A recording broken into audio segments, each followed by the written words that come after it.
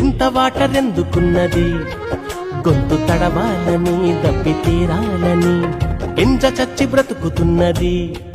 సర్వలోకానికే విద్య నేర్పాలని గర్భమందు ఎముకలెదిగే తీరేంటో, సూర్యుడారకుండ మండడమేంటో, గాలి ఏడ నుండి తరలి వస్తుందో, పురుగు చిలుకలాగా మారే కాదేంటో. స్పేసుకే శాటిలైటులే పంపగలిగిన ఈ సైన్సు కైనా తెలుసునా. అలా కడలిలో అలా ఎగసి పడుతూ పరుగులిడుతూ తీరాన్ని చేరాక ఆగేది ఎందుకలా. ఎలా జరుగుతోందిలా చిలిపి కొయిలా పసిడి వెన్నెలా, తెలుసునా నీకైనా ఈ వింత ఏమిటలా.